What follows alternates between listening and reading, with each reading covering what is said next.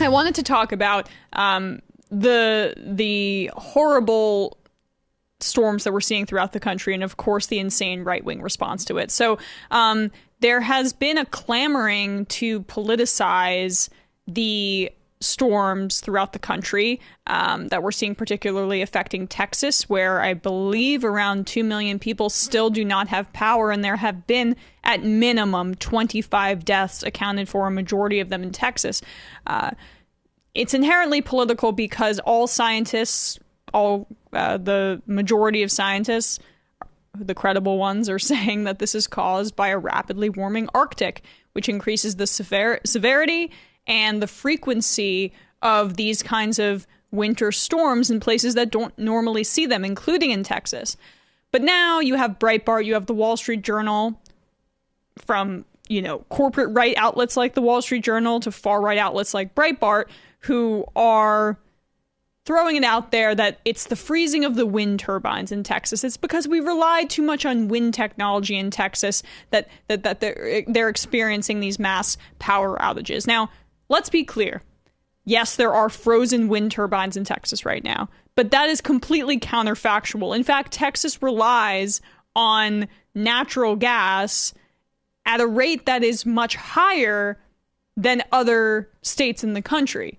So the wind turbine focus is purely political. Tucker Carlson, he went on TV, I believe, last night and said the windmills failed like the silly fashion accessories they are, and people in Texas died. By the way, if there were mass outages and mass deaths in states like New York or California that were run traditionally by Democrats, you would hear a more politicized critique about the people in power, but not for Right.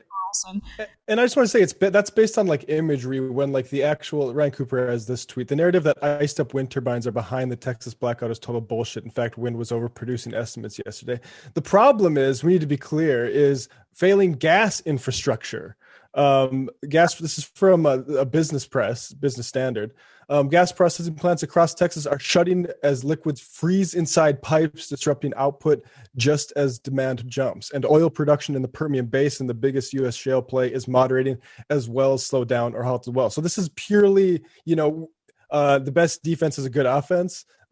This is the fossil fuel industry and their mouthpieces like Steven Crowder going on the offense. Oh, yeah. And they know that if they say it enough times, people believe it's true. Again, this is from Bloomberg. The main factors: frozen instruments at natural gas, coal, and even nuclear facilities, as well as limited supplies of natural gas, he said, are the main factors in this. Was as according to Dan Woodfin, a senior director for the Electric Reliability Council of Texas.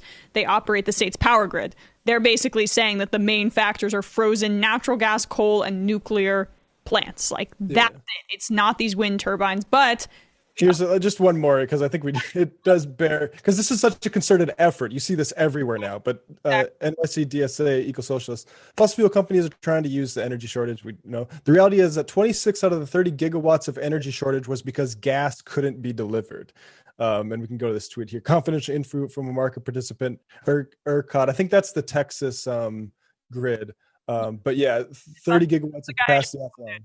That's the guy I just quoted, or the. Oh, is it? Right. Or yeah, exactly. The organization that I just quoted. Yeah. 26 gigawatts of thermal, mostly natural gas, which can't be fracked, which can't be delivered, which can't get fuel deliveries, which are being priorities for heating loads. So this is a gas fossil fuel infrastructure failure. Exactly. So with all of that context, Fox got the memo. This is going to be their talking point for what's happening in the center of the country and in Texas and in the Southeast.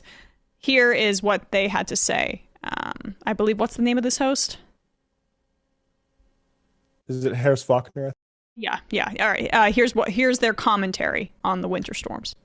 Casey just reported millions of Americans in the cold and dark say the lack of power is because of green energy policies, and the vilification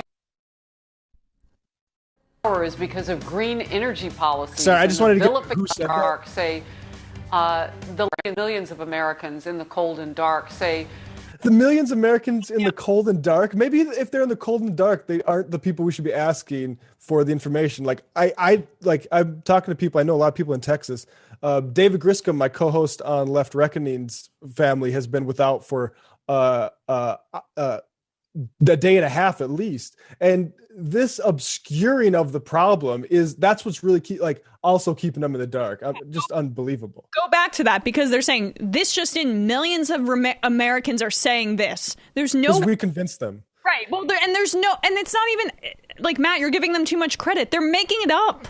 Right. Of course. Yeah. Aren't saying this. Casey just reported millions of Americans in the cold and dark say the lack of power is because of green energy policies and the vilification of oil, gas, and coal. Yeah. The stuff that really keeps you warm. Coming up, we're looking out for you. The energy wars. Just psycho.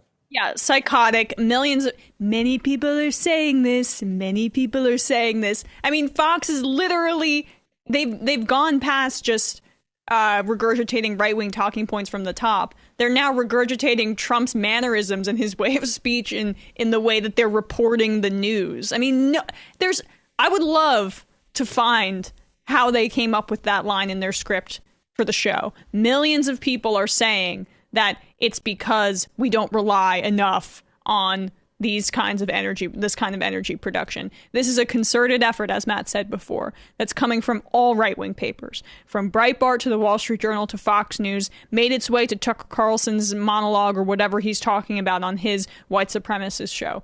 They are making a propaganda effort to blame what's happening in this country on the exact opposite of the problem, when, of course, we know that the intensity of these storms, the frequency with which they'll happen, it's only going to increase as we continue to rely on these systems that they're saying would have saved us. It's Orwellian, that's overused, but of course, just watch out for these propaganda efforts, because you're going to hear more of this. Yeah, and I would just say, like, PragerU, for instance, funded by Dan and Ferris Wilks, which are fracking billionaires. I mean, I'm from North Dakota. If you look at the companies that made the most out of North Dakota shale boom, it was Texan companies. Like, I mean, I don't know. This is to see. I mean, it's one thing to see people lie for Trump, right? But this is a civilizational sort of how we structure the economy lie. Like, this is papering. We decided we're going to bet on oil for like the last century, the half century at least.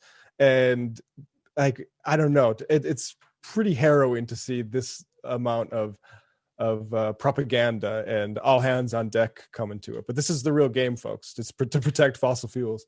Yeah, exactly.